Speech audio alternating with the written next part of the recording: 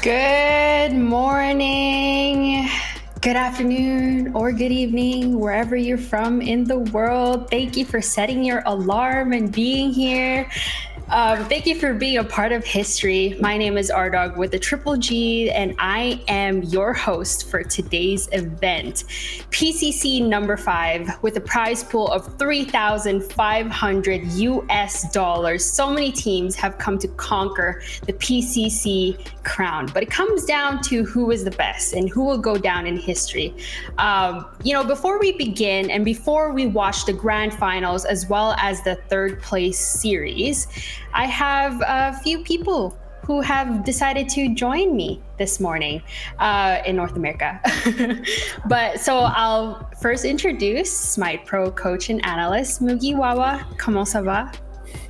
Très bien, merci. So that was like a nice French. I wasn't expecting that, but thank you for having me here. It has been a blast yesterday, and I can't wait to see the match today as well and be able to discuss about all of that. Yeah, thank you. We also have Joe, yours truly, a junior QA tester, content creator, and also who subbed for Rogue. Joey, how are you? I'm doing great. This is going to be a very spicy tournament, if I do say so myself. A lot of really last two matches we're going to be seeing going on. Yep, and of course, last but not the least, Trix, one of Predecessor's top desk analysts at the bottom. How's it going? It's going great. I'm super excited to be here. Super hyped to finally, wrap this up. See the two best teams duke it out, and see who comes out on top. Yep. So we do have our pre-show with Mugi, where we kind of break down what kind of just happened yesterday. So let's take a look at the bracket. All right, so first we'll talk about EWT versus Noko. They went 2-0. We didn't actually see this in our live broadcast, but EWT does move forward from that. Mugi, is there anything you'd like to add about what happened during that series? So we didn't get the chance to watch it live because there was some game to watch. But something that I noticed is Even Worse Timing was very prepared. It's the first team against the 8th seed, so it was kind of everyone was expecting Even Worse Timing to advance. But something that really surprised me is Even Worse Timing starting to ban some Twin Blast against them, and Even Worse Timing focusing the carry. And I think against No Communication that was totally spotless because Cold is a monster in that team. No Communication play a lot through him, and Even Worse Timing even at the first ban of the matches, they decided to focus that, and I think then they had to execute since they removed one of the most important weapon on the side of No Communication. Yeah, Cold is one of the best ADCs there is, but going into the next, bracket there, underneath, we've got Rogue versus FFG. Joey, what can you tell us? As there was a little bit of issues that happened yesterday and you had to sub. What happened? Yeah, so kind of last minute, there was some Wi-Fi issues Rango was having. He had to go one of the hotel, but before in that kind of time, we had to get the games going. So I kind of had to go in and serve as support, and that just kind of threw the whole Rogue team dynamics out of order because for the last 2 months they've been practicing with the core team. Now all of a sudden, three of the players pretty much just got swapped around. Pencil went from offlane to mid. Rango, ISO4 went from mid to support, and Tekken went from support to offlane. So it's just they have the team dynamics there that know what they want to do. It's just all the practicing they do in the respective roles just got really thrown off. But despite all of that, they gave FFG a run for their money. They put up a really good fight against them despite all the odds. And so I think Rogue should definitely be really proud of themselves despite all the technical issues they won across into this FFG matchup. Yeah, I think Rogue did a really good job despite everything that has happened. It was just unfortunate that it happened. But looking at the bracket, EWT does move forward and FFG does move forward. Trix, what happened during that series? EWT versus FFG. Yeah, EWT, FFG, like we mentioned, or like Mugi mentioned, EWT is the number 1 seed. For Fun Gamers, they put up a good fight, especially after they're showing out against Rogue, but they just weren't able to clutch it out. Seismic busted out the Decker mid, which was kind of crazy, very unexpected, seeing 2-3 supports on the same team. But it was closer, I think, than a lot of us thought it would be. I think we were kind of expecting like a huge, massive blowout. And although the games were, pretty decisive, it was definitely a good showing by FFG for a squad of players that I don't think has necessarily put in a ton of work into like the team dynamics or the comp play. Like it was definitely an impressive showing. Yeah, we totally did not expect FFG to move forward like that and beat Rogue. And then now they are going to be competing. So after our little pre-show here, we'll be seeing that best of 3 with FFG versus D-Lab. But now that we're moving down the bracket, we've got R&R versus the Professors. All right. So Mugi, what happened during that series? That was a series where both teams were like very anticipated. Professor wanted to get their revenge because they lost against R&R in the seeding tournament in the group stage, and so that's why like they got the 7th seed. Like the only match they lost during this group and seeding phase was against R&R, one best of one, and that's the differences between like the 2nd seed and 7th seed in the end. And so Professor really wanted to prove themselves. They put in a lot of work. I know that R&R like forced themselves out of the Victor a lot, but basically Professor were just better. Like they were stronger. They lost the 2nd game. It was very close, but at the same time it's also because Violence got like a very long DC, and so like Professor always like looked very, very, very strong overall. And I guess like they were slightly behind Rest and Relaxation at the group and seeding phase.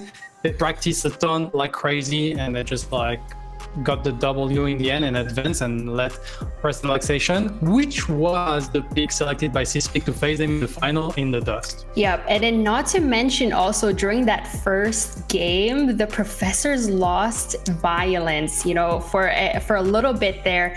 And then also, I do want to mention that was Zaris' first appearance with North using him in jungle.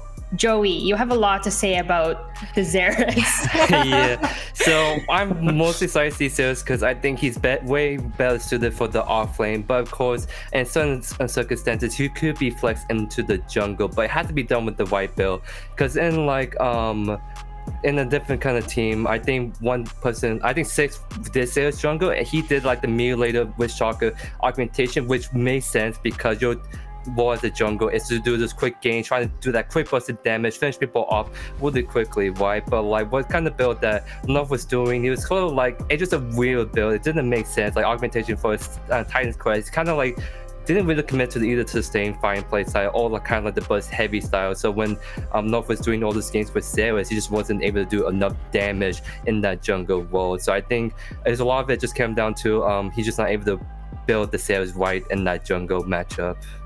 Yeah, it was just, that was just the series to watch. That was just so entertaining, that R&R versus Prof series. But going down to our bracket, we've got Dirty Lake and the Boys versus Pink Ravens. That was not also, broadcasted, but what can you tell us about that series tricks?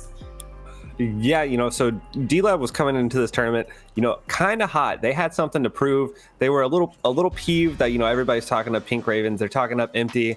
And D-Lab just came out and quick 2-0 of Pink Ravens to knock them out of the tournament. They came in saying, hey, we have something to prove. We're moving up into the bracket. We're taking home a podium spot.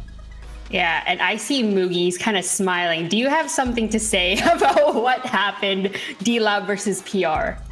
Well, I feel like in a sense, like Pink Ravens pulled out a D-Lab seeding performance in a sense. Like they got like really schooled 25-4, 26-4 in both games. And also like one thing that is kind of nice to notice is like from that put Laconator as the #1 player out of this tournament so far in terms of KDA. And I think it's because he got 13 kills in both of those games, and that's why like he's so high up on the chart. So yeah, like D-Lab like putting in the work and finally like proving themselves that they really like was worse that third seed compared to how the seeding round has been going. Yeah, I think one of their members in chat, I can't remember who, was probably like, why weren't we broadcasted or something like that, but they moved forward against the Professors.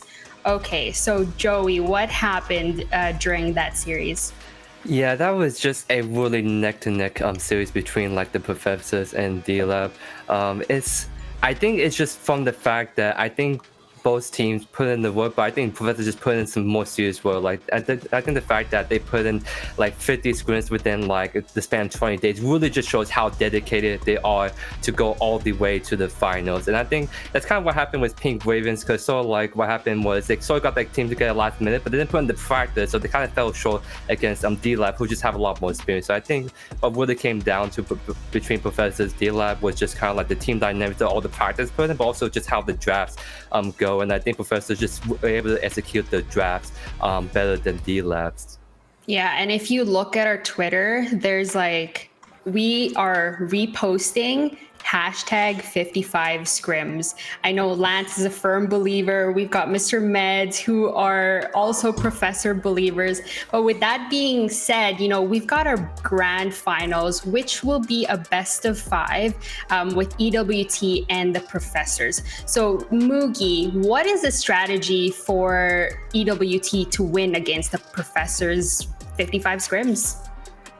Well, to be fair, like Even Worse Timing and Professor already faced each other in the past in the PCC4 in the semi-final. It was a 2-0 for Even Worse Timing, but in the meantime, both Professor and Even Worse Timing has changed.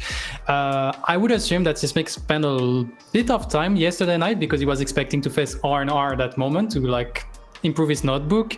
But yeah, Professors, they really don't like to play against FaZe, so they ban that every single time. They have very, very good match on the Rictor. So Rictor is really like a prio pick. For instance, like on these 55 scrims that we're talking about, Nitro played Rictor 13 times and he had a 93% win rate with the Rictor in the jungle, which is absolutely phenomenal. And so that's definitely something to focus on. But at the same time, when it comes to Professor, like they're very, very like an open team. We see that they bring the Greystone, they have brought the Grux in that tournament, and both with great success. Like Greystone winning the 3 match he appears in, Grux like 2 out of 3. Violence really like focusing and fighting like with very aggressive play style on the Feng Mao or the Grux, and so that will be very interesting. I feel like the offlane can have a very, very huge impact in those matchups, and so we'll see how it goes.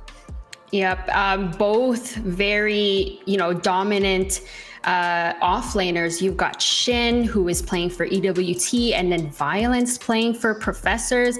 Let's hope, he wakes up and chooses himself again. But Trix, what else can you add about EWT versus the Professors? What is your take with that matchup? Yeah, so I think that these are two teams that kind of have a reputation for being a little more cerebral around the game, kind of thinking through their team comps, thinking through their drafts. We don't typically see either team have like a draft where you'd be like, okay, like they just like hard lost it, before the game even started. In a best of 5, it opens up a lot more strategy in terms of like long-term planning or thinking, where you can kind of bait a team into picking something that you think that they're a little more comfortable on. And I think that this is really going to be where Seismic's notebook kind of shows up.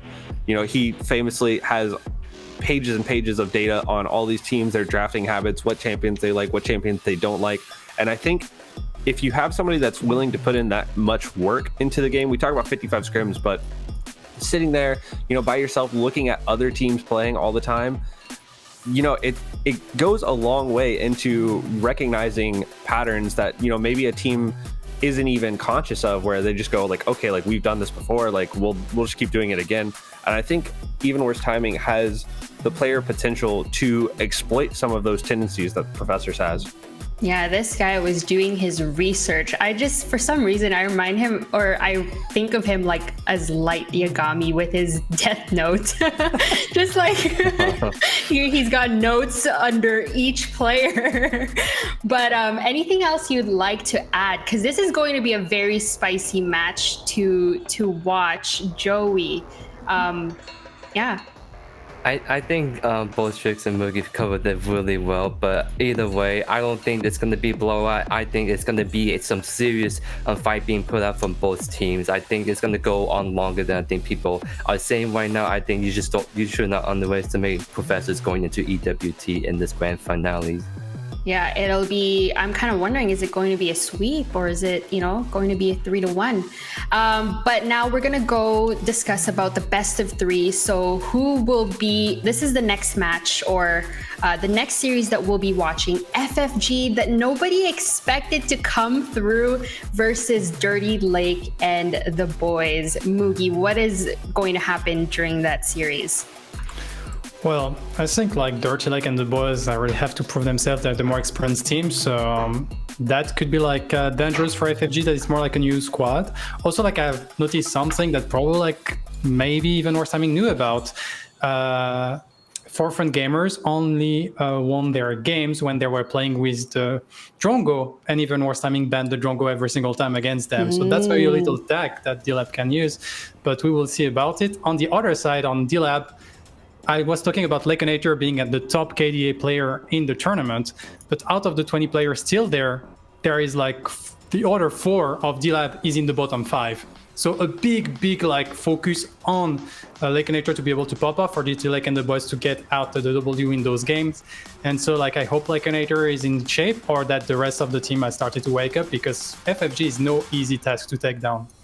Yep, and we kind of saw Lakenator looked like he was very comfortable on that Twin Blast, and if you guys were catching some of his streams, he's been really enjoying, you know, the Mind Razor build on him. But Trix, what else can you tell us about the best of 3, FFG versus Dirty Lake and the boys? Yeah, this matchup really kind of makes me sad, because these are 2 teams that I really like. I like the players on the teams. I like the way they play. They're just kind of like their attitude towards the game, where they're just like, let's sprint it down, let's fight all the time. You know, I love those bloodbath games, and it makes me kind of sad to have to see these 2 teams match up for 3rd and 4th. I was really hoping that at least one of them was going to make it towards the finals. But like Mugi mentioned, Lakenator is a huge part of his team. And that's not to discount, you know, Appy Picker, Lobber. Like, they're great players in their respective roles, but it is Dirty Lake and the boys for a reason. That if they shut down the Dirty Lake, you know, the boys are like kind of the backing band. Yeah. Whereas on For Fun Gamers, I feel like any member of their team is able to stand out and perform. We've seen North run away with games. We've seen the duo lane of Ooga Booga and Unga Bunga and Ooga Booga their way down the duo lane straight to the enemy core before. There's a lot more avenues to victory, I think, for Fun Gamers than there is for D-Lab. But either way, those games are going to be absolute bloodbaths, and I'm so excited to watch them. All right, Joey, what do you think about the FFG versus Dirty Lake and the boys? Yeah, it's gonna be quite of a series to watch right there. My only concern is that FFG, when I play against them personally and just watching them go against World, they were sort of like, they were making a lot of mistakes, and that's sort of like the main reason why World was able to hold on for so long, because there's just so many slip-ups from FFG and going against World and against EWT, and I think D-Live is not as prone to as many slip-ups, so it's gonna really come down to if FFG can get the game together, trying to like really minimize those mistakes, because if they do, they're going to make the series very close against D-Lab. Real quick, you mentioned mistakes. Mind to expand on that? It's a lot of it just like sometimes they overcommit, or sometimes they just do bad adjusted calls. Like, I think we get to this point where you have to like really set yourself to a adventure state before you commit to, like, let's say the Feint 2s or the old Prime. You just can't force it, because the enemy team will come in, punish, and flip that around, right? And that's sort of like some of the stuff I've been noticing throughout, just not just FFG but across other teams, is that people are forcing objectives when they should not, right? And that's costing like games and all that. So I think what I'm trying to say is that going into this, I think whoever kind of minimize those mistakes and make the better shot calling, I think are the ones going to come out on top. All right. Well, I know everybody wants to watch these games. Unfortunately, we do have to say goodbye to Mugiwawa. Thank you so much for joining us. How are people going to catch up with you? Well, of course, like the big thing will be next Friday, next week at 9 p.m. CET. I will have my usual meta talk, and when we go really in depth into data, as you have seen, I love data, and so we're going to discuss about all the data from like this final phase of the PCC, going into picks and bans, win rate, items, and all this good stuff. And of course, you can like find me every single morning EU time, so probably night for the NA people, sorry. And I will be reviewing every single of those games that have been played during the tournament during the whole week, and getting like seeing like how team like dominated each other and how to make everyone like a better player in the community. All right. Well, thank you so much, Mugi. We are going to be discussing the best of three now, the third place match. If you've seen Mugi Wawa's graphics, he's very much into statistics. Like, I am just in awe, and it's just amazing the work that he does for us as well. But we are going to go into our third place match. Thank you. Everybody say bye to Mugi. Drop him a follow. It was a pleasure. All right. Okay. So third place match, we've got FFG versus D-Lab, which we just kind of talked about. We kind of highlighted what the strategy is that's, going into this match. But is there anything else you'd like to add, Trix, before we go into the draft? I think we kind of hit on the main points. My big highlight for this is absolutely the duo lane. Lakeinator versus, I can't remember if he's Ooga Booga or Unga Bunga. I get them mixed up. It's so hard. Just the Crash Bandicoot duo lane. That duo lane I think is going to determine a lot, and I think both teams know that that's going to determine a lot. So I'm expecting to see a lot of jungle pressure over on that side, and I'm expecting kind of the offlaners to get to do their own thing. We saw Akarim on the Sevarog yesterday kind of get ran down by that Grux several times. It will be interesting that maybe if they can get Ak like a winning matchup, to see how well they fare over in that kind of off-lane island that I'm predicting. But either team is capable of surprises. Either team, could pick a completely different strategy from what I'm talking about. And that's what I like about these teams, is that they're a little less unpredictable, are a little more unpredictable than some of these teams that are more disciplined and more straightforward, where they're just saying, hey, we're execute heavy. Some of these, the D-Lab and FFG both kind of have that surprise factor where it's like, that's crazy. They five man the enemy jungler at level 1. That's nuts. And that's what I love about these teams. Yeah, I'm super excited to see, who will take home some money and who won't, because, the only the top 3 teams will take part or have some of that $3,500 pie. Is it going to be FFG or is it going to be D-Lab? Cheer on for whoever team that you're cheering on for. But Joey, as someone who did go against FFG, what should D-Lab watch out for?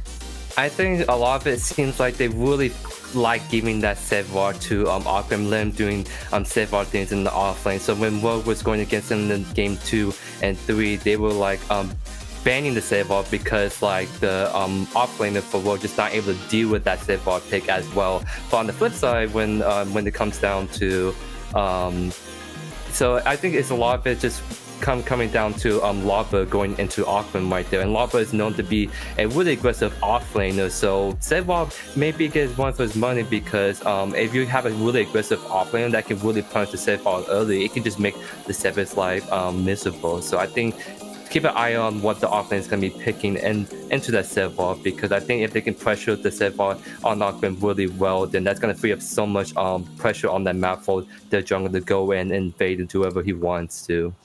Yeah, it's going to be, normally we don't really focus on the off lane that much. Usually a lot of teams focus more on the duo. It's usually like we're seeing a lot of the skirmishes in mid lane, for example. But Trix, what do you think about the off lane matchups for this series? Yeah, it's definitely 2 players that are skilled but haven't necessarily been able to shine in this event so far, at least from what I've seen. We've seen mostly Sevarog coming out of them, and the offlaner for D-Lab, Lauber, right? Yes, Lauber. We've seen him he's played a variety of characters. We've seen him on the Sevarog. We saw him on the Greystone, the Sponge 0-2-2 scoreline, but there's a lot more to it than just looking at the scoreline, looking at just the straight stats. You can do a lot of mental damage by like that Greystone split push. Like we saw Pinzo do it yesterday as well with the 3 lives. Maybe they break that out, and we're talking about these teams that are kind of a little less disciplined, a little more unpredictable. You can apply a lot of mental pressure with just a big split push, just Yeah. having that Severog where like, okay, like if this game goes too long, like we just don't win. So that's a viable strategy for both teams. I think their paths to victory for both of them are very, very similar, but I'm not predicting either jungler to spend a lot of time in the off lane outside of maybe a quick level 2, level 3 gank to kind of get that snowball rolling. And then I'm expecting a lot of duo lane shenanigans. Yep, duo lane shenanigans is where it gets a little bit spicy. We've got the mid lane who will either show up or the jungler coming in to gank may or may not be successful depending on like how the other team will respond. But Joey, do you have some insight since you kind of played phase and you played support against FFG? What does their duo lane feel like to you? Yeah, so it seems like the dual lane for FFG is really just rely on getting Jay ahead on this side. When he's not ahead, he just looks to kind of freeze wave at the T2 tower and just farm out. So I think one of the things about D-Lab going into the FFG is if they can put the Jay behind in the dual lane and Jay try to catch up by like farming and all that stuff, then they just get so much pressure lifted off on the dual lane and they can just roam and do whatever they want on the map. So I think the dual lane is one of those lanes you really want to keep an eye on, because I think if D-Life can just get really snowball in that lane, then just kind of like the whole strategy of playing around the ADC for FFG can really start to crumble in those matches. Okay, well, I think chat wants to see the draft now. I'm not seeing it in chat. Are you guys ready to see the draft? Let's go look at the draft. Okay, Dirty Lake and the boys versus 4 Fun Gamers. This is going to be a spicy one. We got D-Lab, Lobber, Grady, Appy, Lakin, and Toasty. FFG's roster: Zephyr, Mad Corporeal, Bry, Jay, and Peak. Okay, so Tricks. We know Mad Corporeal is one of like the strong junglers. Is this going to be like a ban against him? Are we seeing like a target ban against Mad Corporeal? I mean, we know that he likes to play the assassins. We know that, we've seen the Feng Mao, we've seen the Kalari come out. I'm not predicting necessarily target bans. I think just, solid overall bans. We see the Sev ban coming out. We've seen both offlaners play it. So we're definitely looking at a situation where you're kind of just saying, I don't want to have to deal with this. Yeah, and we do see the Gideon ban coming out, so it's kind of a little unconventional bans coming from both sides, because we see a lot like the Bellica or Deca being picked or banned, and in this instance, it seems like both teams just want all the high prior pitches up for grabs, and I think this is going to actually favor Dirty Lake and the boys, because For Fun Games can only get one of those high prior picks, and Dirty Lake can just fire back with the 2 high prior picks on their side. So it's kind of like the big advantage of going second pick is just to be able to pick up more of these high prior picks early on. And we do see For Fun Gamers going for the Deca support pick, very standard, very like on top of the class in the support role. Yeah, Decker she brings so much to the table, and we've seen her play it all day yesterday to pretty great success. She leaves everything open. She kind of she changes the tempo of the draft, because if you know that you just want to pick her because she fits into pretty much every team comp, the only thing that she locks you out of kind of is that Bellica support that other teams are running. But typically that's just a second pick behind the Decker anyways. We've seen a lot of, okay, Decker, Bellica for a second pick. I joked about just starting the draft from that point, because I'm not sure why you would pick anything else other than the Lieutenant Bellica, because she's a flex pick so well into the mid and the support role. But we're seeing phase TB for Dirty Lake and the boys. We saw Lakeinator yesterday pilot that TB extremely well, and that phase offers a lot of survivability. So I'm honestly not that surprised in these first 2 pickups either.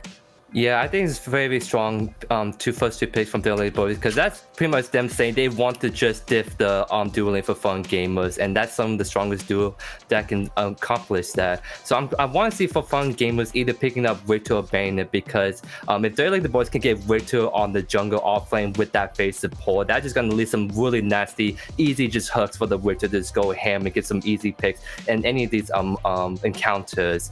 So I think that's a really good duo pick by by the Dirty Lake and Boys, is really trying to force Fun Gamers try to answer to the potential pick going into the third one. And yep, we do see Richter being picked because they do not want to give Richter away to Dirty Lake and Boys. They just like, nope, we don't want you to get that stupid combo out of the way. And along with that, they pick up Belica, who is a very standard, powerful mid lane. Yeah, there's a lot of CC coming out on the side of For Fun Gamers. The Richter, the Belica, the Decker. The Richter, a little bit of a flex pick in terms of, is he going off lane? Is he going jungle? We saw the Richter jungle a lot yesterday. We saw how much it brings to the table, especially with these CC heavy lanes. You know, you have a lot of setup in the mid lane now with the Lieutenant Belica. You have a lot of setup with the Decker. The Richter offers that kind of beefy front line. The only problem that we've seen with him is that he does kind of take a little longer than other tanks to get to that tanky point, because you kind of have to prioritize like your clear first. But the gadget coming out on the side of Dirty Lake and the Boys, I'm really liking this team comp so far. The gadget is such a good pick, and I think that it's, you know, really good into Lieutenant Belica. I don't think that you necessarily want to pick the Gideon here, especially into the Decker Richter. So it kind of forces their hand, but maybe I would have liked to see like a higher priority pick for the offlane, given that the other team has already picked their mid and the Richter. But seeing the Drongo ban come out is a little interesting to me. And maybe that signals that like Lakeinator wants a even more winning matchup than against the Drongo. Yeah, exactly. I think at this point, For Fun Gamers need to get the ADC on the comfort pick, and I think Drongo may be a comfort pick for Jay. So trying to ban him out is a smart play to just make it even more limiting for Fun Gamers. But also, like, they may be considering Crunch as well. So they take Drongo off the table. They that Crunch doesn't have to worry about that really annoying silence grenade coming from the Drongo. And yeah, we do see Crunch being banned. So they For Fun Gamers just do not want to deal with the Crunch. Yeah, we banned the Drongo, so Crunch has to deal with it. Well, guess what? Crunch is just gonna be banned, so you can't even pick him anyway. So these are some just really interesting bans, because it's not like the typical bans we've been seeing from the start of the tournament. These are bans just reacting to how the drafts are going, which is really smart moves from both teams. Yeah, the Crunch ban is a little interesting. I feel like it's almost a throwaway ban, because I don't see a world where Dirty Lake and the Boys draft that into such a hard CC comp. We talked about playing Crunch into the Drongo yesterday, but we also mentioned playing Crunch into the Lieutenant Belica, where, you know, you have that dash in, but Lieutenant Belica's Seismic Assault just cancels that so much. She puts down her Void Drone, she puts down the Void Bomb, and now your character, you know, as you're playing your character, you're just taking incredible amounts of damage. You're losing all of your mana, all your survivability, and then you kind of get one shot by that Neural Disruptor. But the Countess, we saw the Countess jungle yesterday by Nitro. I am so excited to see this. Nitro yesterday did the Countess jungle so well, and I want to see another team be able to pull it off. We saw the Tank Countess. I want to see Damage Countess, although I don't believe that's what this is. Yeah, that's a really spicy pick. Definitely D-Lab is not afraid to going for the high risk, high reward Countess pick right there. That's probably also why they banned the Drongo, because Countess in the right hands can realistically just dodge all the abilities from Decker, Richter, Belica. But if you just get stuck in the queue, you just cannot dodge that at all. I'm a little concerned though, because Countess is going against some really heavy CC comp at the end of the day, and yeah, we do see another CC target in the form of Steel. So it's really interesting, the Countess pick right here, because I think it can bring some really high value, but like, you're already being picked against 3 CC targets, and now to bring out the Steel to just make Countess just not able to really get in as good as she can. And the killer pick right there is actually a solid pickup, because we don't have that Drongo to really count that kill in the dual lane. So, and FaZe is just not able to stop that kill from ulting unless you go San Antonio. So that's some very good answers from Fun Gamers to what Dirty Lake Boys is trying to accomplish in the drafts. Yeah, they have so much CC on their team, but what I'm seeing from the side of For Fun Gamers is kind of a lack of damage. We had this problem yesterday in a couple of games where teams draft so much utility that they don't have anything to follow up on it. You know, you don't have like that hybrid threat potential that something like a Sevarog brings, or like a Crunch brings, where they're really tanky, but they do a lot of damage. The Steel, he does damage early game, falls off pretty hard late game. Unless they're able to kind of get onto this Twin Blast, which I don't think they can ever do with a FaZe, and blow him up, then I don't see how For Fun Gamers is going to win these extended fights that being tanky grants them. But the Feng Mao pickup for Dirty Lake and the Boys, rounding out their team comp, the Fangmao Countess, can switch between duo or between offlane and jungle. I'm very interested to see what they're running. Yeah, I'm only concerned because either Countess and Fangmao into the steal or Wit to offlane is just really not the greatest matchup because they can easily just shut down and just never die to these assassin picks, right? So it's at that offlane, it's just either way looks like they're not going to be able to do as much snowballing potential as they want to do. My main concern also is like, I feel like doing something like a Greystone would be better than the Fangmao because realistically, looking at this 5v5 team comp, it's just so hard for the Council Fangmao to go in when you literally have 4 heroes that can literally look at you and CC you to oblivion, right? And especially with the Kira too, like they jump on her, she gets the peel and then she just starts ulting. So it seems like for fun gamers, while they kind of like the DPS department, they just have ways to really shut down the dive comp that Dirty Lake and the boys are trying to accomplish. So I think what Dirty Lake and the boys need to do against this for fun gamers is just try to look for either isolated picks or let's just try to poke out for fun gamers with the trend blast and gadgets. All right, well, Trix, who do you think wins the draft for you? This is crazy, in my opinion, because we have a team that's all CC and no damage, and a team that is no CC, no tankiness. Like, it's just looking at this, it's oh man. I always want to side with the side that has the most CC because I feel like it makes your game plan so easy to execute. It gives you so much room to maneuver, but I don't see how they win any extended fights with such low damage. The Kira, I think, is going to get blown up by the Countess or the Fangmao, leaving just the Bellica, and I don't think that she can stand behind the Richter steal. So I'm going to have to give this one to D-Lab. D-Lab for that draft. And what about you, Joey? Who do you think wins this draft? I think I'm also have to give this a D-Lab because the win con is honestly just keep the Trimbas alive because as long as he doesn't get caught out, he can really just shred through the front line with Victor and Steel. And even if they try to pressure the Trimbas hard, that just means that Countess and Fangmao can sneak in and go for the back line. So for fun gamers have so many targets they need to keep their eyes on, and at the same time, Gadget can literally just do whatever she wants, keep throwing down and just create chaos with her ultimate and everything. So I think Dirty Lake and the boys have that plan that I think it's easier to execute. While for fun gamers, it's just like I think there's just a lot of priority picks that can really create some havoc and cause confusion exactly who they want to focus in the team fights. Real quick, I do want to ask you, you think they're going to build Countess more of like a tanky character, Joey? I personally, as a Countess connoisseur, I don't believe in the tank Countess. I believe you just go in, you outplay, you one-shot people, boy. It's just like, I feel like they might just tank Countess purely for the fact that they want to just try to stall out some of these fights, get some like baits going in and just like Countess just be like an ult bar, just silence someone and just like make sure the Countess doesn't die too quickly. But I really don't know how the Countess gonna be built. At the end of the day, I think better builds it's just like the pure assassin, especially with that kind of heavy pick conflict going. But who knows, maybe they surprise us with the tank Countess to really just like bait the enemy team thinking she's squishy, but she's actually a lot more durable than she is. All right, well, we have to do predictions. I know we're kind of leaning towards D-Lab's draft. It seems like, they have a lot of damage potential. They are a little bit lacking in the CC department versus FFG, who's just full of beefy boys. They're going to have to do a really good job to peel for their damage dealers. But Trix, who do you think will win the series?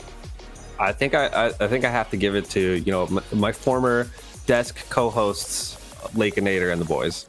Oh, yeah, Dirty Lake and the boys. He was a part of our... Also, Toasty. Toasty was in one of our desk analysts in the past, too. So Trix will lock down D-Lab. And what about you, Joey? I think I'm going to go for D-Lab in this series as well. I think D-Lab showed his very strong showing going into this match. And I just playing against FFG and just seeing them play, there's a lot of slip-ups they did. So unless FFG can really minimize all the slip-ups, I think D-Lab can really just really open up the cracks in FFG's team dynamics. Okay, so Trix picks D-Lab, Joey picks D-Lab. Like, have to go for the Black Cat. I'm gonna go with FFG. We need to keep things. We can't just have like all three of us voting for the same team. So I'm really hoping that Mad Corporeal, Peak, Jay, who else is in that team? I'm looking right now. Bry. Don't let me down. It doesn't matter. You cursed them. Oh, okay. You know what? I wasn't cursed the whole time yesterday, so I still have faith in them. And at the end of the day, this is PCC number 5, $3,500 on the line. They are playing for that third place matchup. Does everybody want to see this game? Does anybody want to see this game? Come on, chat. We need to hype this up. Cheer for which team you want to win. Okay, get your predictions in, get those points in. All right. Okay, let's send it over to our casters. We have Choice, who is going to be debuting PCC 5. Woo! What's going on, everybody? Welcome to game 1 of the third place match. I'm Choice Plays. I've been running the stream behind the scenes. I'm sort of alive right now. I'm a little bit tired, but you know what? It's totally fine. We're here for the third place match between FFG and D-Lab. It's going to be an absolute banger of a match from front to back. I'm really excited. Mana Class, how are you feeling today? I'm feeling great. And I mean, what's better? What's a better match where the stakes are you get nothing or you get $750? It's kind of a big difference, isn't it? A huge difference, actually. It's kind of exciting to see which team is going to come out on top here. Yeah, for sure. And I mean, the drafts couldn't be more different from each other. It's super exciting to see how they're going to do it. Definitely going to come down to execution. And honestly, the way the FFG played yesterday, I kind of feel like they have something up their sleeves with this one because they are very good at just sort of waiting it out. And it does feel like D-Lab does need to get these early picks in order to get this sustain going long term for the game. But yeah, I mean, we'll see how it's going to go. Lacking damage is never fun, but lacking CC or lacking health is also not really an ideal situation. So will FFG be able to lock anybody down? Will D-Lab be able to use their anti-CC in some way, shape, or form? I mean, they have the escape from the phase and like a couple of portals and movement abilities. Zephyr and Lub are at least going to clash early. Just a little bit of a touch. Yeah, just a couple slaps here and there from the big old pole arm from Feng Mao. So no big deal. We're starting off a little slow, but also a little bit strong as well. You could see some of the really deep wards up in the blue jungle for FFG from D-Lab. So that's really good vision early, but you also see another one on the blue buff from the side of FFG. I really want to be wary of those jungle rotations both teams do. I mean, rightfully so. I would say, honestly, yeah, D-Lab has to be less worried about jungle rotations because they're likely the ones going to be making them. But yeah, the matchup so far, I mean, we look at the lane matchup just like 1-to-1 in terms of how they're going to go. There's not that much between it. Like, there's a very clear path for all the players. Like, this is the way you sort of have to play this matchup, otherwise you're going to lose it. And most of it is really coming down to, like I said, FFG is kind of, I would say, waiting it out, but playing a little safer. There is a bit of an aggressive move here. Lake Nader and Toasty with Peak getting pushed forward. Peak will fall for that, unfortunately, for FFG. But Macroporeal couldn't really get the hook in to fight the counter kill. So Lake Nader gets away with their lives. Plenty of health left still, you know? Yeah, it was so beautiful. Mad Corporeal comes in, tries to get it, gets the hook onto Lakeinator, but is not going to be able to do much damage just because they've got the phase. And I feel like that's one reason why Professors is constantly banning the phase out, able to keep their ADCs super safe in this situation. So good on them. Plus they pick up the kill onto Peak. So look at this huge rotation, Mana Class. This is huge. It. They want him. They want Lakeinator. Like, you're too low. You're too far forward. We're going to get you. Nice rotation, and they might even go for Toasty here. Corporeal definitely walking further forward, trying to silence, and then get back the phase. Doesn't hit the Riplash again. Corporeal is gonna start hitting though, so I'll say that. Like, as good as the rotation is, if you don't hit that Riplash, it's usually for nothing. I know. The sidestep from the phase, keeping himself alive. It's kind of a guess, right? It's like you see the face going, you're like, she's gonna go right or left as soon as I Whiplash. I gotta guess right and just guess wrong.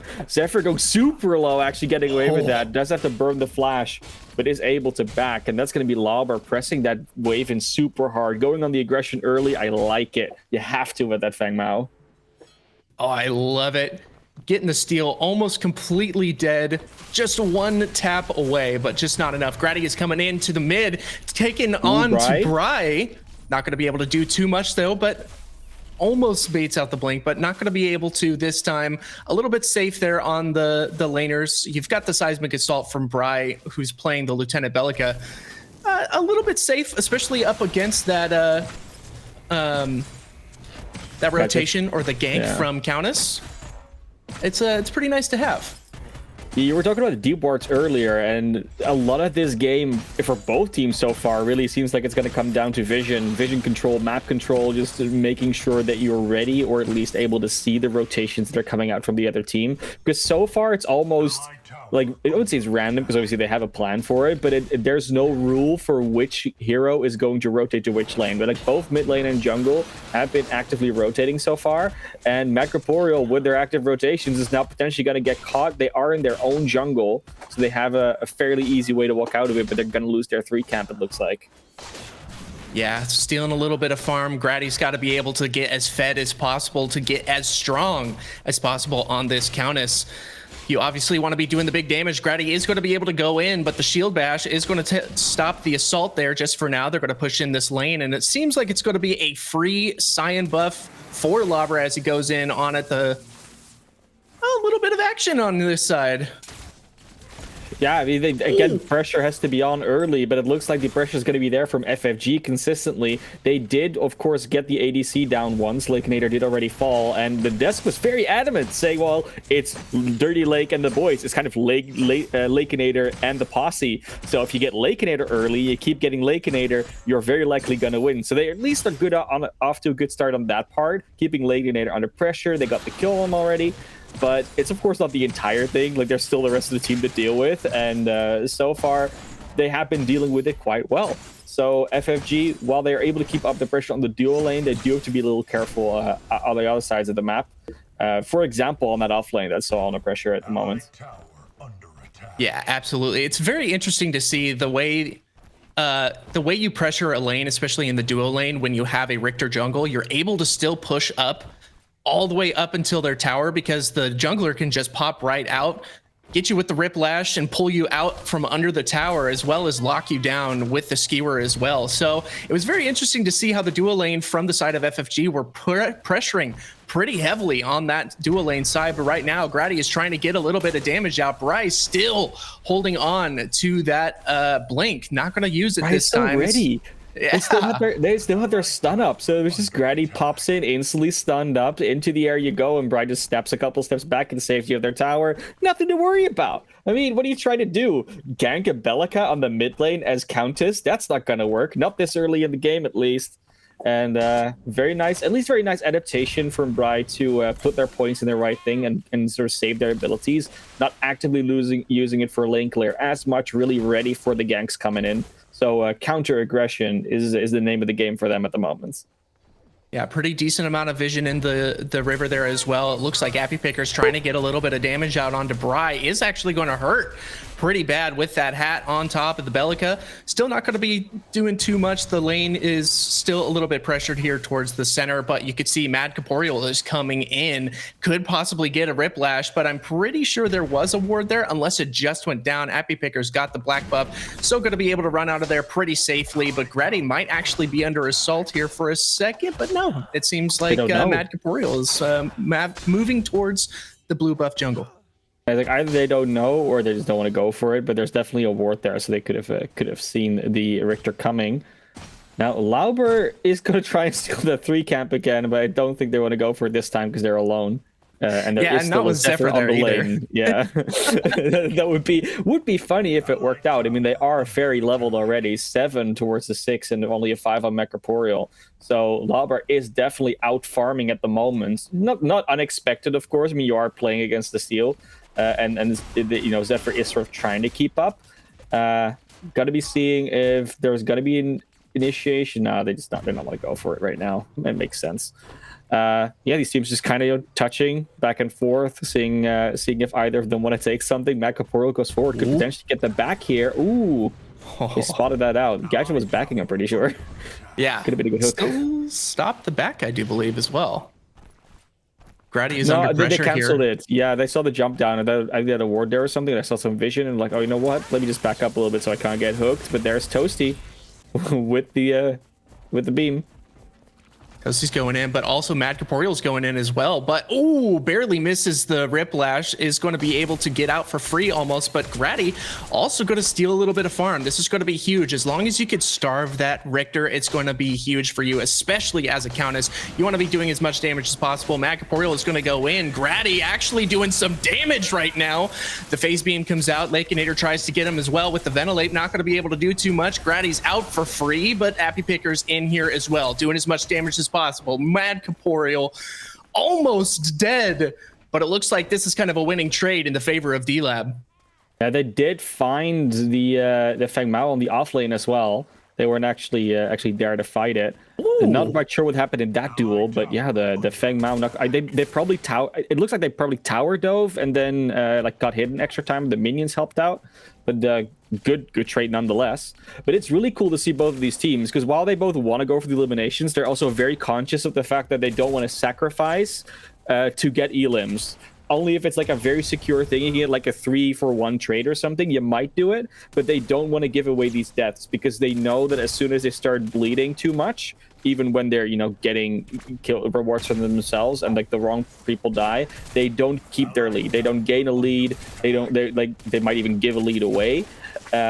And that's really it's more harmful to D-Lab than it is to FFG at this stage of the game, but it will still be, harmful to either of them. So their priority is living over getting elims.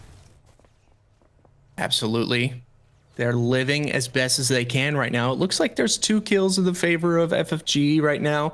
The replay bug is not here this time, so we're going to be able to see that. But look at the posturing around Fangtooth. This is actually going to be pretty huge for them right now. Grady going in on peak right now, but you can see the entire rotation from FFG. This is going to be rough. The Riplash from Mad Corporeal is going to be able to take down Grady. That's going to be a huge kill for them, and that's the jungler off the field for D-Lab. They can basically get a free Fangtooth right now. Mad Corporeal's got the hunt up, I do believe. Actually, it doesn't look like it at the moment, but you know what? That could be a replay bug, but either way, that was a huge moment for them. Appy Picker trying to do as much damage as possible. Here comes the phase beam. We're going a little bit fast here. Oh my goodness.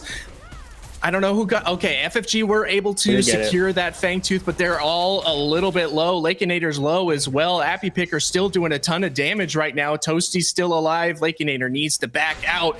But you know what? Matt Corporeal's going to get out as well. Look, they're so low. There it is. Finally going to be able to pick it up. That's the exact pick they wanted. Like, peak is nice, get a support, but getting the ADC is exactly what they need. And getting Lakeinator on even or even on high ground, that's what you want as your ADC in for ADC matchup. And like we talked about, Lakeinator is the guy. He's the one that they want to buff as much as possible. They're going to go after that mid tower, create more space for Appy Picker. And this is going to be a much, much harder game to play for FFG in terms of space. They did get the Fangtooth, but the question is the Fangtooth worth more than that double kill? And it probably isn't. Right, and you saw earlier that Lakeinator was actually using abilities on the tower, which abilities don't do damage to towers, by the way, but that's not the reason he was doing it. It's because of Twin Blast passive. If you use an ability, you get a little bit of attack speed boost for free, basically. So he's trying to get as much damage as possible. He wanted all of that local gold.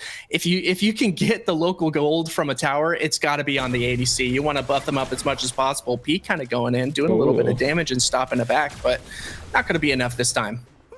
Lakeinator is still very cautious about, like, do I actually... Can I back here? Is it possible? Are they going to let me? And the answer is they finally will, because Toasty and Grady are there to help them out.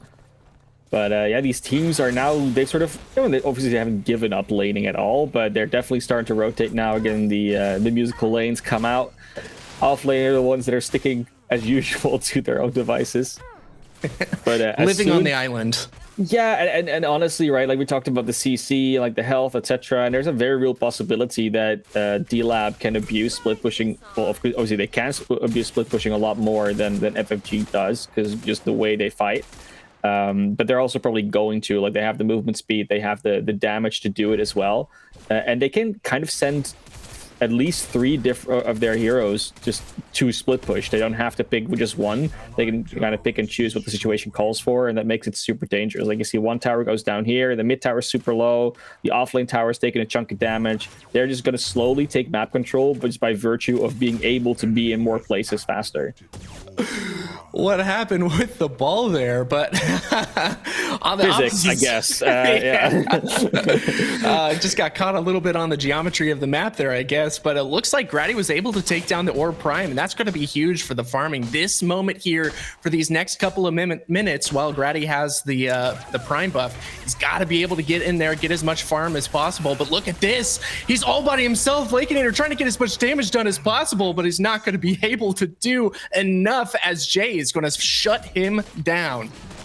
And D-Lab is playing such a good game, but it's those 2 deaths on Lakeinator that might just make the difference in the end. And that is, you know, it's very harsh reality, but it is a reality nonetheless. And if they get on top of Lakeinator, there's almost nothing that D-Lab can do. The only real tool they have to stop that is FaZe pulling them away, which is only sort of a band-aid measure half the time. Because as soon as they caught him, he's already lost half his health pool. And that's not a lot to run away with. So Lauber, Zephyr, they're just going to still be chilling on this offlane, but Macroporeal is on the side. Lauber just goes in a little too deep now. That might be punished by the introduction of Macroporeal, especially because he uses a lot of movement abilities to get there. That's a good silence. There comes the slam, and that is going to be the... wow, sorry. It's gonna be the Feng Mao gone, just like that, and that is the power of the Richter. Extra CC, just the steal probably wouldn't have done it. Grady now with the Prime buff also gets caught by 3 on the other side, and FFG is starting to turn it up. I know the desk said they may be lacking a bit of damage, but they're just sort of countering that they don't have a lot of individual damage by just putting enough time on their own team to get the damage on the hero that they want to kill. They're really separating them at the moment, and they're able to get away with it. And D-Lab has got to find a way to avoid these solo pickoffs. Yeah, it seemed like Lakeinator was trying to get as much solo XP, solo gold as possible in the moment, but that cost him his life at least once. So got to be able to stick a little bit closer to Toasty. You could see that Lakeinator is level 9 on top of Toasty's level 8, but Zephyr kind of moving in towards this duo lane. There's 4 members over here. As you can see, the Fangtooth is going to be popping up here pretty soon. There's a lot of posturing from FFG as well as D-Lab. You can see they're kind of moving in, but the Feng Mao on the opposite side is going to be split pushing. This is the perfect opportunity for them. They got to get this tower down and then hopefully rotate back towards the Fangtooth, because this is going to be a big fight coming up. Yeah, we've seen fights around Fangtooth just decide games in the PCC so far. It's been kind of ridiculous. And usually it's the 3rd Fangtooth, but in this game it's already happened at the 1st Fangtooth. It might happen at the 2nd as well, but it does look like D-Lab is more interested in pushing that offlane further forward and going into the jungle. So this Fangtooth is just gonna fall to FFG without much contest. And now there's like 2 different skirmishes happening around the map. There's one around that Fangtooth pit and one around the offlane on the other side. Both teams were skirmishing, they were poking a little bit, but both just choose to back off. They're not actually going to commit. This is a little bit tough so far. We've got 2 Fangtooths in the favor of FFG. Oh, the Riplash barely misses both of the duo lane. Not going to be able to come up with anything just yet. They are going to back for a reset, and right now it seems like the wave state is still kind of in the favor of D-Lab right now. Obviously, D-Lab has been like pushing up as much as possible. The Ventilate is going to come out from Lakeinator, not going to be able to finish him off, but Appy Picker going in hot and heavy, coming in with the ultimate. Is he going to be able to get him? The hat didn't connect.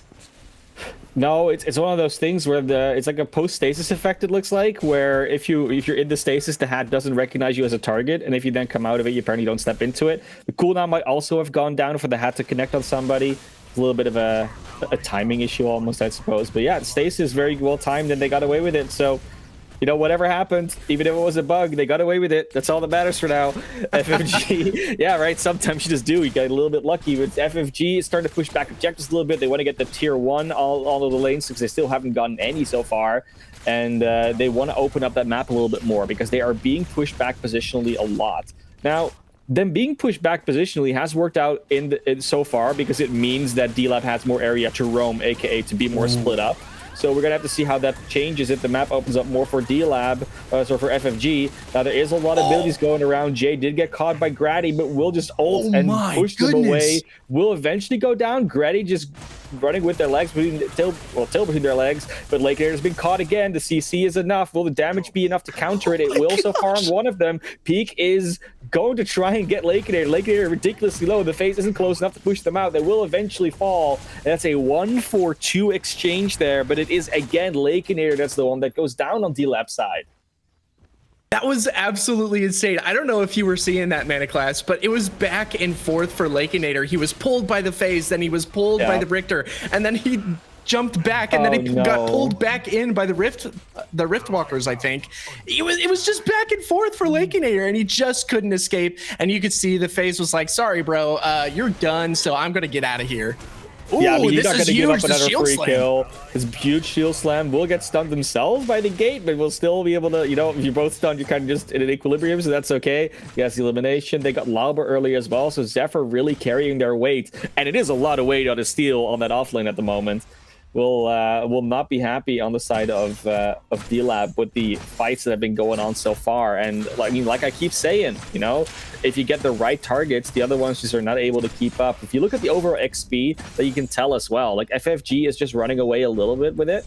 Not to a gigantic degree just yet. Like, we are still okay. If you look at the overall farm that's been had from the CS and the minions, there is an advantage for D-Lab there. So we are kind of pulling even when it comes to sort of the overall economic and item value.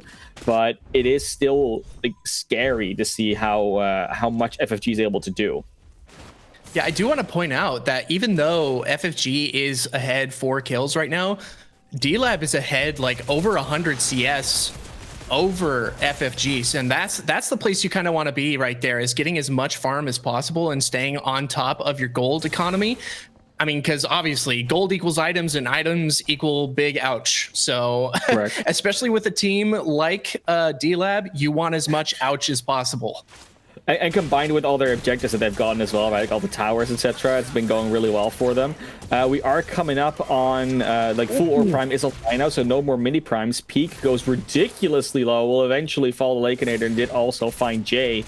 So that's the duo combo gone. They find a tower. They are ready to go to an objective. Unfortunately, there isn't one really online unless they just want to fight the ore prime right now. But that might not be the wisest thing to do. I think they'll lose too much health. And then either Megaporial or Zephyr or even Bri can just walk in and at least burst somebody down. So might not want to go for that just yet. Yeah, D-Lab doing a fantastic job. They've got 2 tier 2 towers down. Yep. And that's a rough place to be, especially if you're FFG. It's 21 minutes in, 21 and a half minutes in. They are setting up for the Fangtooth. There's a lot of wave pressure that they've got on the side of FFG, so they've got to clear that before they can come and contest this Fangtooth. And everyone from D-Lab is here, so they're going to burn this pretty dang quick.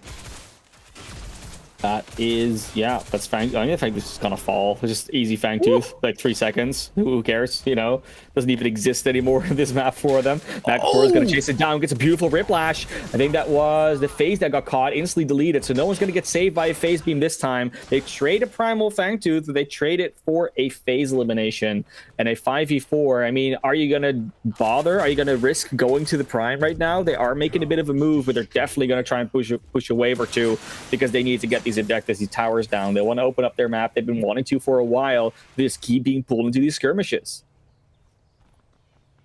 D-Lab's been doing a fantastic job of keeping their pressure up as much as possible. Grady is here to defend as well as Lauber, so this could actually be a pretty decent defend. Zephyr almost got caught out, but he is going to use his ult. He's not going to be able to get too much out of that peak. He's going to be chased down by Lauber. Zephyr's going to try and peel as much as possible, but Lauber's going to sacrifice a blink for that one. Zephyr is trying to get out as much as possible, but there is just no way. A quick 2-piece for the Dirty Lake. and the boys. And that's what we see happens when these team fights start happening a little bit later in the game. That damage is overwhelming. And FFG, it's not just that they're lacking damage, they're still lacking like the sustain to sort of fight against it. So as long as D-Lab doesn't like burn half their abilities away before a fight like properly starts, then they're just gonna burst you down. Like this lack of damage is starting to become more and more apparent, or at least not maybe the lack of damage, but just the overwhelming burst that D-Lab has in their damage department. Not enough people online to really contest this or prime take. Unless you had a hunt online, you could potentially try and steal it, but it's probably gonna do more harm than good. A lot of damage coming down though. They are gonna pick away. The Feng Mao's already gone. They traded the it. The skills alive. The Riplash is good. The silence as well. Big skewer. And now you're gonna try and chase down Grady and Toasty. They found Lakeinator, so they don't have to worry about all that damage coming out of the Twin Blast. And they did get the Ore Prime, it looks like. Yeah, they did. They did get the buff, but if they die, you're not going to keep it. Toasty gets stunned. Grady's going to try and chase down Corporeal. Peak now in. Jay coming back. Toasty under a lot of pressure. They're not going to live. That's another kill down. And FFG, just like they were punished, are going to try and punish this back. And D-Lab, with only 2 members left, is losing almost all that Ore Prime pressure. Oh, such a difficult situation there. Grady wanted to go back in onto Mad Corporeal, but was not able to. It's got to be able to get into the mid lane here and defend it from Zephyr as well. You don't want that local gold onto this Steel. Once Steel gets big and beefy, man, it's going to be hard to kill him later on. And you are seeing a little bit of magical armor on the side of FFG as well. There's a Void Helm on Mad Corporeal. That Richter Zephyr's going in. It's going to be tough for Appy Picker to do any sort of damage to them. You could see he just threw the hat on, and he's got Megacosm, Astral Catalyst. You know, he's got sorry, not Astral Catalyst, but anyways, he's got money right now, and he's got items. He barely did anything to Zephyr. That's where it's going to start getting hard. You would almost think that Zephyr just took a little bit of minion damage and it was kind of it. Like that, no, there was a full-on hat. Like he got touched, you know? Like he went to a party and he got dressed for the occasion. But Corporeal with another skewer blows up another one, and that is again going to be Lobber just gone. Like Lobber, when they catch him, just doesn't exist. Like you have a lot of escape, you have a lot of things you can do with the Feng Mao, but not against FFG's like quadruple CC moments. It's just impossible. Yeah, it's so tough. So much CC on their side, and they just keep getting bigger. And it seems like now there's going to be a pretty big scaling issue here, to the point where D-Lab, although they are an attack damage focused team, you know, it's going to be a little bit difficult to fight through all of that armor, all of that gold, all those items. And we're going to have to see what goes on. Grady's been hard countered by a lot of the magical defense items.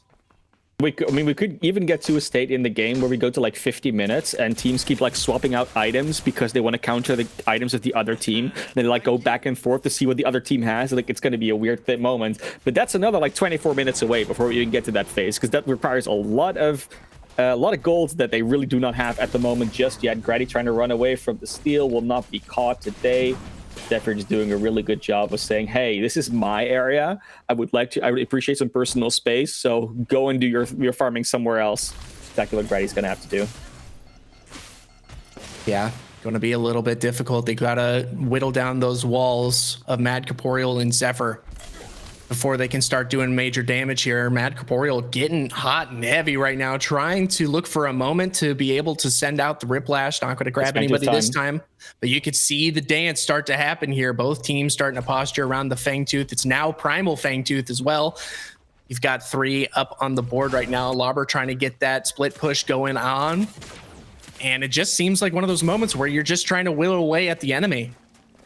Yeah, there is more space being sort of forced right now by D-Lab, but FFG is fine if they start the Fangtooth as long as they can contest it. It doesn't look like they're going to be able to, because this Fangtooth is going to go down in like a couple of seconds, and no one of FFG is quite close enough to really stop this. They do see it happen. Peak is aware of it, but other than maybe throwing in an orb, nothing much is going to happen. Lobber is just corralling them away, zoning them through that corridor, but the engage is going to come through. There's Mad Corporeal, tries to come in. They do see steal it. They get it. They get the hunt off, and Macroporeal just instantly initiates. They took the damage for it. The double kill is already there. And what are you gonna do now, Lakenator? You're gonna run away, just like Ivy Picker and Lobber. Lobber just trying to zone a little bit. They might get Peak for it. Peak might overextend here, but that's not even gonna happen. I don't think the hat even landed. Peak, no, will somehow still go down of the tick damage, but that is insane. This steal into the double kill, and D-Lab, all your plans are going to smithereens here because another double kill looks to be on the horizon, as it will first be the Gadget, then the Feng Mao, and Lakenator, the sole survivor of that engagement, is gonna run back to spawn, trying to get some more golden items, but they're just on a tier 2. They can't even get close. They have to find a space to back, and is there even space to work with? Answer's probably no. Oh, this one's going to be a little bit tough. But the nice thing is Zephyr did back off. It seems like Bry is going in. He's got full mana. If he actually hits R on Lakenator right now, he's going to get real hurt. There it is. The combo comes out, and it doesn't matter. He's got 70% health, but it doesn't matter. The less mana you have, the more damage Bellica does. So boom, there it is. Hits the R, and just pops. Pop goes the Twin Blast. And Bry is buffed, so you know, like level 16, very farmed. You're like almost 30 minutes in. Of course, that ult's gonna do a massive amount of damage, especially on an ADC that isn't really built to withstand it. So if you catch him out alone, Bry's gonna blow you up. Grady still on the farm, wants to get bigger. Level 14 Countess though at like almost 30 minutes is not what you're looking at. Zephyr is at 17. Like that Countess is not gonna have a fun time as soon as you run into the steal. Lobber sees the big boy running around and says, you know what, I don't want to deal with this right now. They're gonna probably start Orb Prime. Can we fight this is the question, without their ADC being online just yet. They just respawned. This engagement might have to go super long for Lakenator to have an impact, but they could come in for the cleanup. Oh, this is so difficult. You can see they've got the primal burn right now, but there it is. Zephyr's gonna go in right now, doing the shield bash. There's two members left alive. Toasty's trying to get the pull onto Grady. It's going to keep him alive for now, but Zephyr's going in right now. There's another member. That's 2 members down for D-Lab. And this is looking pretty bleak at the moment. Macroporeal is going to be able to get the Riplash onto Appy Picker. Grady's going in as much as possible. Since the Blink Out is actually still alive right now, it's going to send out a little bit of damage, but it's not going to be enough. It's on the wrong side of the map, and he needs to get safe. Macroporeal, if they turned at the right moment, they might have been able to catch Grady with like a Riplash or something, but they're low enough that it would probably not have been a wise move anyways. Yeah, Lakenator tried to come in, tried to maybe steal your Prime away, didn't happen. I think they might have thought that the hunt was used on the Fangtooth when it wasn't, and it just had come online for the Orb Prime. Either way, Lakenator giving up their life once again, and now the power gap is so immense. Maybe Primal Fangtooth has already run out again, but you're now running against Orb Prime. The other objective not online. Macroporeal will finally win that duel versus the Countess. Is on a sliver of HP. We can't even count the HP anymore at this stage. It's not visible, so they're going to have to back, get more items. They might just run forward. They have the Prime buff anyways. They're going to get healed up. And this is going to be a base defense for D-Lab. It is their time to stop the inhibitors from falling. Luckily, they still have a couple of tier 2 towers up because those objectives took a while to get. But D-Lab is definitely running for the hills, or at least running onto the hills to take the high grounds. Yeah, luckily they've got that Orb Prime buff, so Macroporeal is already past 50% HP, and it seems like they're just going for the next objective. It doesn't even matter. They might be able to take a little bit of a back here, get some buys in. You could see Macroporeal's got a little bit of gold to spend right now, but no, he changes his mind. He might do a little bit more just to grind for the next item.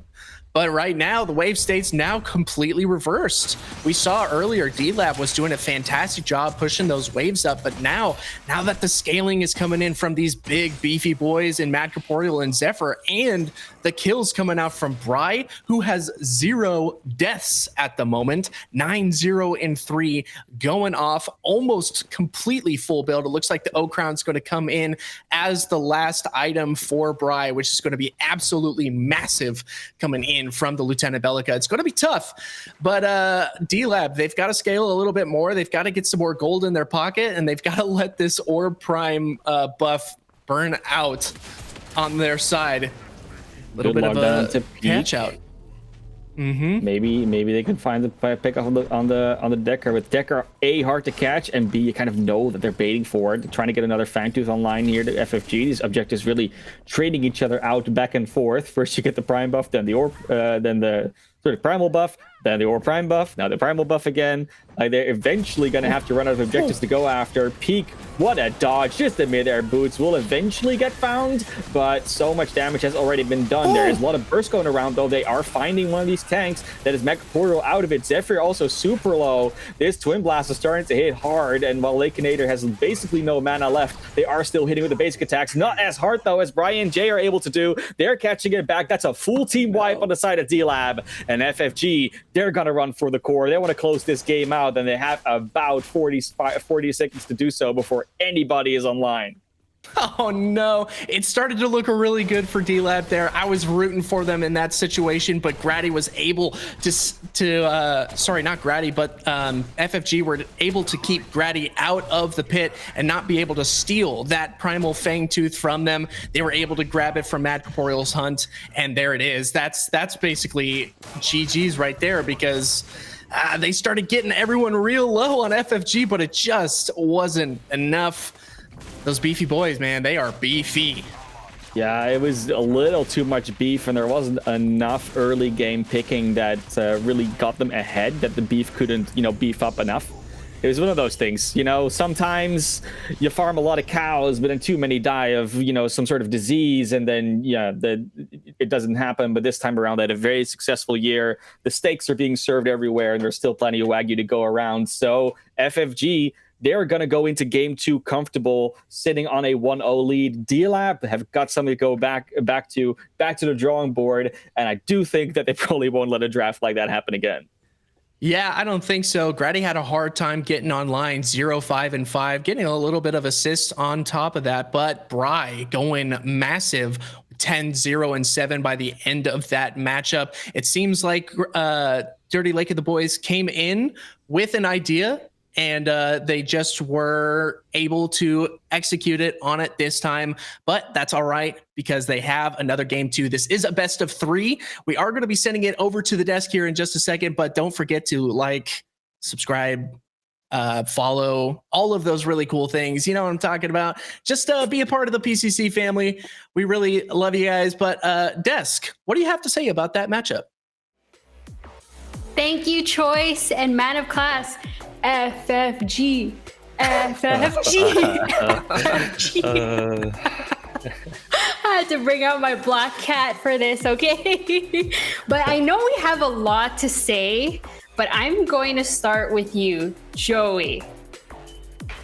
Yeah, so when I was talking about going to this, I was talking about how FFG need to really minimize the mistakes to really going strong against D-Lab, but instead the opposite happened. D-Lab were making mistakes left and right from beginning to end. That's the thing is with D-Lab is they have a really good comp that scales really well into the late game, and we saw that popping off with the Fame Mal picks and the Twin Blast build. It's just they just can't stop making mistakes. I don't know how to put it. I think there was a lot. They forced the call on Prime. They got killed for it. There's just so many different stuff going on in that game that I'm not sure if D-Lab is putting out from yesterday from playing for so long, or that disrespecting FFG too much. But either way, that was a very weak performance from D-Lab compared to yesterday.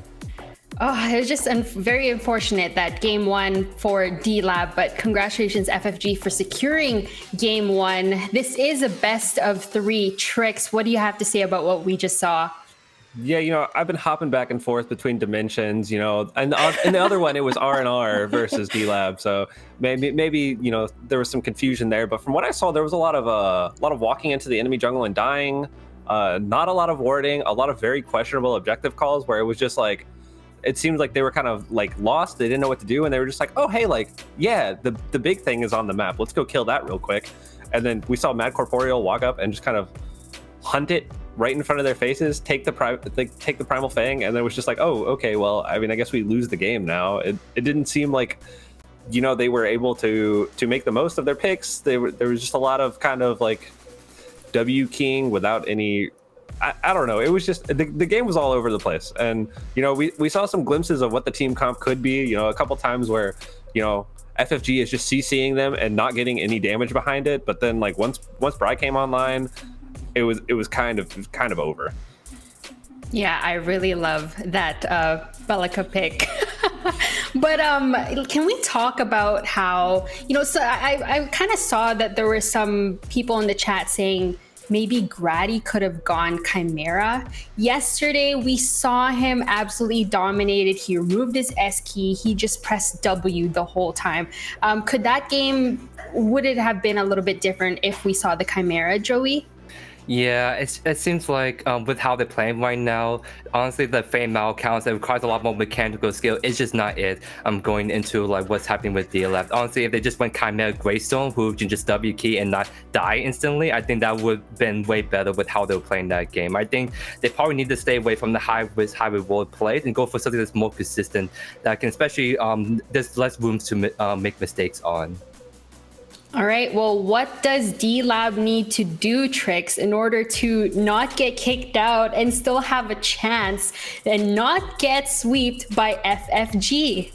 I think that they just need to go into this game picking a more well-rounded team comp. They have shown that they are capable of winning the fights, that they're capable of executing. I think they need to be a little bit slower, get more vision control, and be more disciplined with their objective takes. We saw a lot of times they're just taking objectives because they're there, and the objective is available to be taken without looking at lane states, without looking at vision, without looking at like the relative power level of their team and the enemy team. And then that is really, I think, where their biggest missteps were. So I think just slowing down the game a little bit, getting on a team comp that is capable of doing more things than just straight damage, and just executing, because they know that they are skilled enough to win these games. They just have to make that connection. Yep, do not sleep on FFG. We are going to take a quick short break here. Don't go anywhere. We've got game number 2.